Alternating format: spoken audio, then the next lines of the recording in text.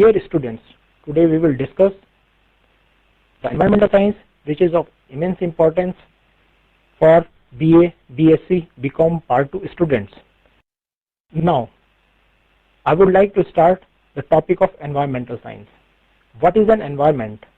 Our surroundings, which is called nature, includes climate, air, water and land part.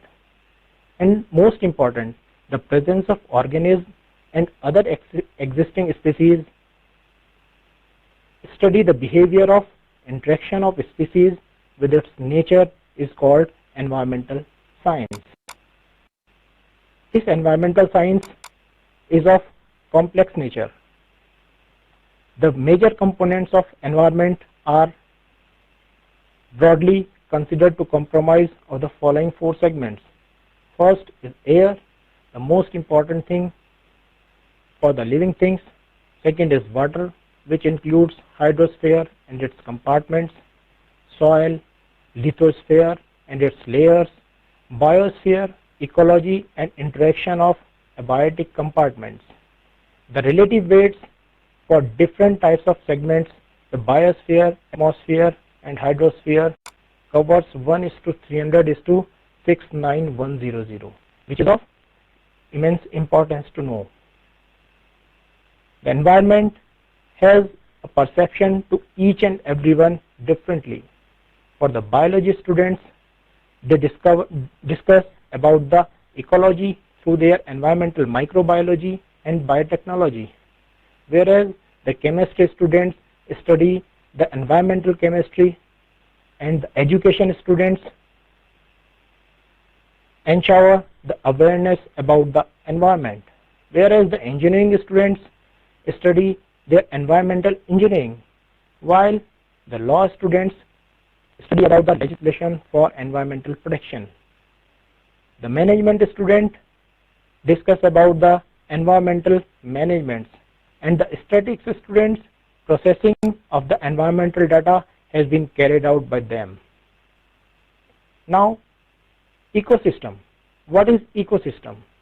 It consists of the natural terrestrial like forest, desert, grasslands and mountains. These are of natural phenomena, whereas the second part of the ecosystem consists of the aquatic part, which constitutes of freshwater, river, lake and marine part. Also, the man-made part, the agricultural land, urban area, garden, etc. also constitutes the ecosystem. Ecosystem consists of different types of components. On basis of border distinguished, we can distinguish these ecosystem into three parts. First, inorganic component, second is organic component, and third is physical components. The inorganic components contains carbon, nitrogen, phosphorus, water, oxygen and carbon dioxide, whereas the organic components constitutes the protein, lipids, carbohydrates, etc. The physical components concludes the temperature, pressure, light, humidity, rainfall, etc. Our ecosystem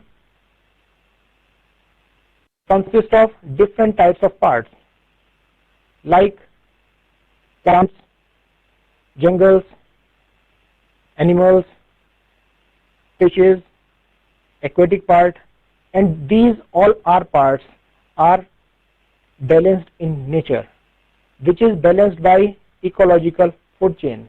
This ecological food chain shows that one of each part is dependent upon other.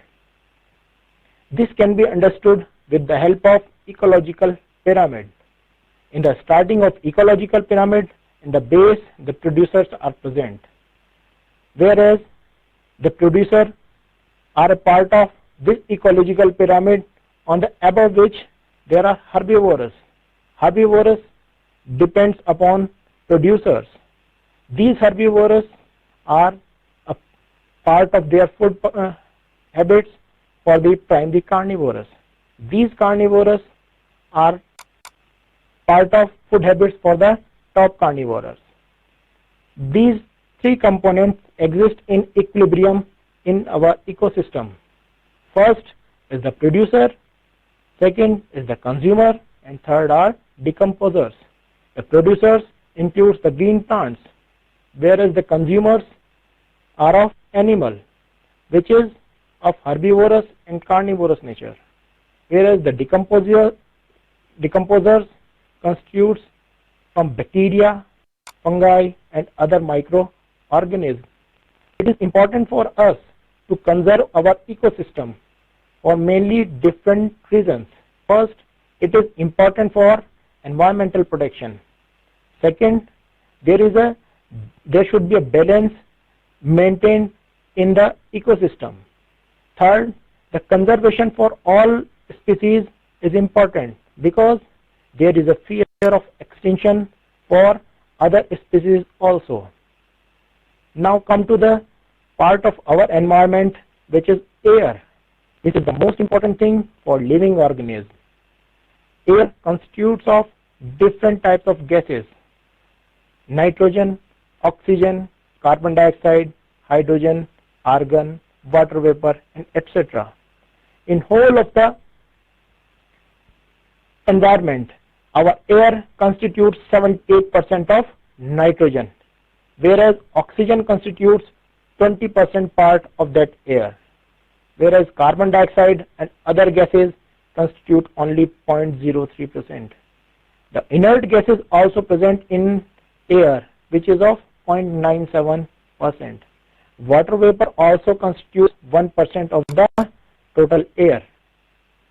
The atmosphere, which consists of a thin layer of gases surrounding our Earth. The height of our atmosphere is of up to 120 kilometers.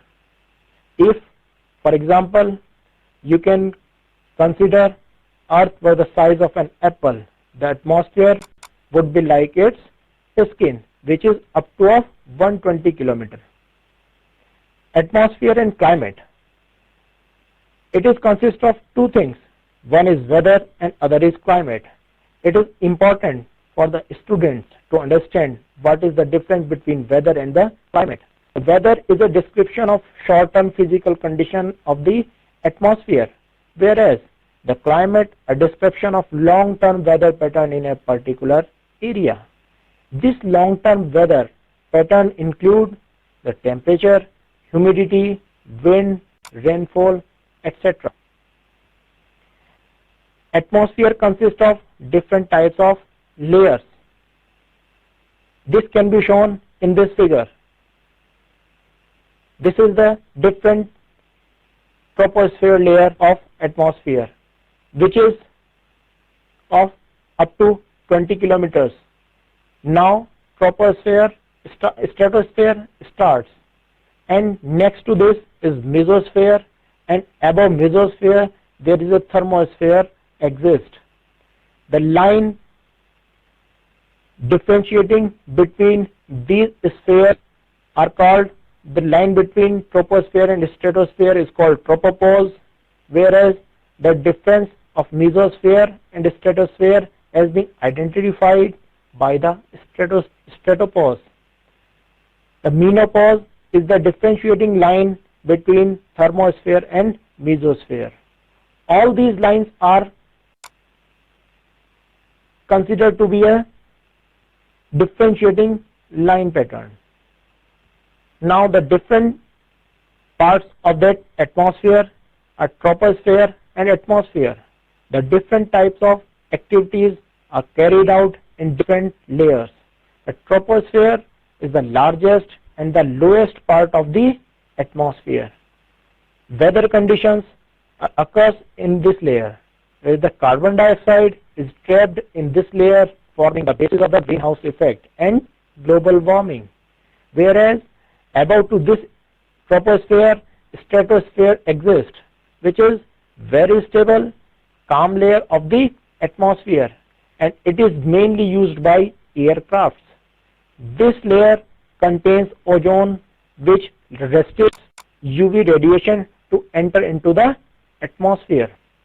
The next important thing for the living organism is water. This is the second important thing after air. Water, why it is so important? So these questions arises. Why water is important? First thing, it is necessary for all life to exist. The next to antibiotics, the single biggest increase in human lifespan is due to having access to clean water. Third is disease or toxins transmitted by contaminated water, intestinal disease, arsenic poisoning, and mercury poisoning. So this shows that water is important for all activities in the organism. There is a hydrological cycle exists on earth. The water on earth is continually recycled. The hydrological cycle describes this circulation. Water evaporates from wetlands, lakes or oceans and transpires from plants as they dry up. This evaporated water enters into the atmosphere, which is much colder, condenses and falls as precipitation. This precipitated water forms rain in the rainy season or throughout the season. This rainy water moves underground by infiltration or runoff into the natural resources like river, lakes and oceans. This hydrological cycle continues in its own form. This picture shows you the hydrological cycle in which waters get transmitted to air and this condenses into the form of water precipitation. This precipitated water goes into the ground through infiltration. This is the hydrological cycle. Now the major water compartments. The first thing is groundwater, which is the largest available non-frozen, very important, that is non-frozen source of fresh water. Water moves underground through infiltration, percolation through the soil and into fractures and permeable rocks. There are some zones of water inside the ground. The first is zone of aeration, the upper soil layers that holds both air and water. The second is zone of supersaturation, lower soil layers where all spaces are filled with water. A water table, top of the saturated water. Here this shows that infiltration takes place inside the ground. This is the groundwater table and this is the zone of saturation. Above the groundwater table there is a zone of aeration. This infiltration process secures water in the ground area. The total Earth's water allocation shows that the fresh water is of 2.6%. In the freshwater allocation, the 1.984% includes ice cap and glaciers, whereas the 0.92% only concludes for the groundwater, which is readily accessible as a fresh source of water. So, the fresh source of water is very less on earth, which has to be secured for our future. Now, if we think about the domestic conservation of water, what is the biggest domestic use of water? It estimates suggests many societies could save as much as half of the current domestic water uses without great sacrifice or serious changes in lifestyle. We are using fresh water for different kind of needs. In toilet and flushing, 38% of fresh water used, whereas in brushing the teeth, 5% of water is allocated, whereas drinking and cooking, only 6% of water is used, whereas for laundry and dishes, 20% of water used as a domestic source. For bathing, we use 31% of the total fresh water used for our domestic purposes. So it is important for us to save water as a natural resource. Now, the population and consumption. The developing countries tend to have served our population. This leads to deforestation, bare oil, native animals driven to extinction, malnutrition, starvation, disease. About 80% of the world's population fall in this category. Use only 25% of the world resources. According to International Society, there is inadequate nutritional risk. The percentage of population undernourished in 2005. This is the world map which shows that the large area of the population which is of green color, it shows that 0 to 5% population is undernourished, whereas 5 to 20%, which includes India, its population is undernourished. A large part of Africa, which is greater than 35%, is undernourished, means there are less sources of food, and undernourished population in these areas, specifically Africa, is more.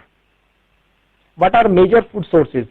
An estimated 90% of the world's food calories come from 14 species of plants. 3 of those crops deliver a majority of world's nutrients. These are wheat, corn, and rice. Main nutrient component of these foods is carbohydrates. The major food staples are all plants. It is cheaper and easier to produce. But why? Remember the energy pyramid.